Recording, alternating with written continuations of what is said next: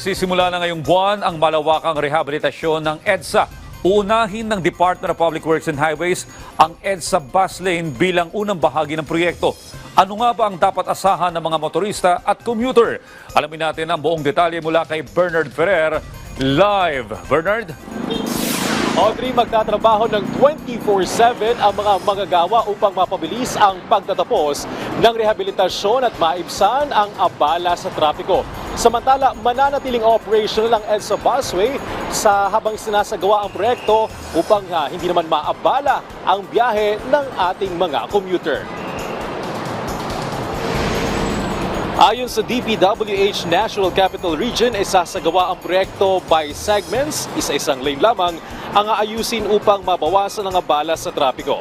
Sa pagtatapos ng Marso, uumpisahan ang rehabilitasyon sa northbound lane mula Quezon City at Caloocan City boundary hanggang Monumento.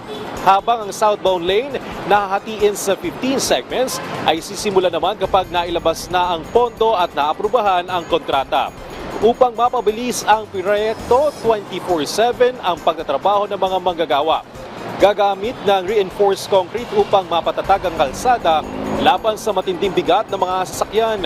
Magkakaroon din ng asphalt overlay na may anti-rotting at anti-cracking features upang mas tumagal ang kalsada.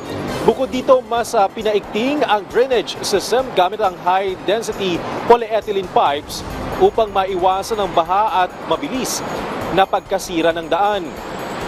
Tiniyak ng DPWH NCR na mananatiling operational ang EDSA bus carousel, ngunit pansamantala itong ililipat sa katabing lane upang habang isinasagawa ang rehabilitasyon. Bukas din ang lahat ng EDSA bus stations para sa mga commuter. Kapag natapos ang isang bahagi ng proyekto, ibabalik ang EDSA bus lane sa original nitong posisyon. Pinapayuhan ng mga motorista na gumamit ng mga alternatibong ruta upang maiwasan na maabala sa daan. Audrey, sa ngayon, mabilis pa ang takbo ng mga sasakyan sa magkabilang lane ng EDSA Monumento. Paalala naman sa ating mga motorista ngayong Miyerkules, bawal ang mga plaka na nagtatapos sa numerong 5 at 6 mula alas 7 ng umaga hanggang alas 10 ng umaga at alas 5 ng hapon hanggang alas 8 ng gabi. Balik sa iyo, Audrey. Maraming salamat, Bernard Ferrer.